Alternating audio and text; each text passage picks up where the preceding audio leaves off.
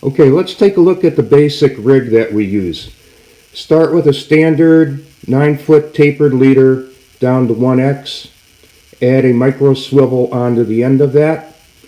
From the micro swivel, add 12 to 15 inches of 1 or 2x material and tie on the egg fly. From the egg fly, do another 12 or 15 inches of 2x or 3x material down to the nymph. Above the micro swivel, you're going to add split shot. Above the split shot, you're going to add an indicator. You can use the wing split shot for weight so you can easily adjust and add weight or take it off as needed. Make sure that your indicator is buoyant enough to suspend the whole flies and split shot as needed above the bottom. You can also dead drift a simple streamer pattern under the indicator. You can do this in tandem with an egg or a nymph or just by itself, and this can be quite effective at times too. Okay, so what type of water do we look for when we're dead drifting? Here's kind of a classic looking spot here. We had high water, it's starting to come down. Here we have a bubble line. You can see the water shallow in towards shore, but it goes across a deeper trough and then over to some ledges. And really the main bubble line right there is pretty much what we want to fish in this particular spot. So, you know, that's kind of the type of things we're looking for. These bubble line areas with a little bit of current on them and some deeper water in around them. So again, we're fishing these bubble lines where there's deeper water adjacent, whether it be a ledge, whether it be a deeper pocket, anything like that. So we're going to make our cast so that the flies and indicator are on that bubble line. The depth should be where the flies are not dragging, but do touch bottom occasionally. Okay, when the float goes down, strike to the downstream side. Try and get the fish under control and on the reel as soon as possible. If he takes off downstream, follow the fish. Try and keep as sideways to him as much as possible. Don't try and pull a big fish up against the current. You're going to pull the hook out or break off the tippet.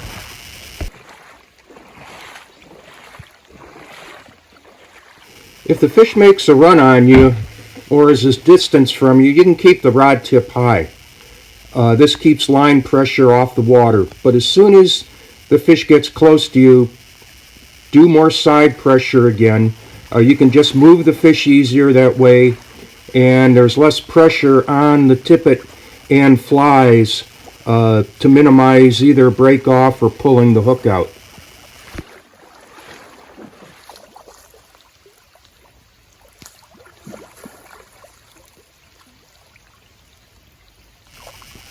Keep working the fish in closer using side pressure. When you can, lead it in over the net and drop slack as the net is lifted. Okay, it's great when a plan comes together like that. So we got a nice chrome fish here. You know, we got kind of deteriorating water conditions. They're calling for snow this afternoon.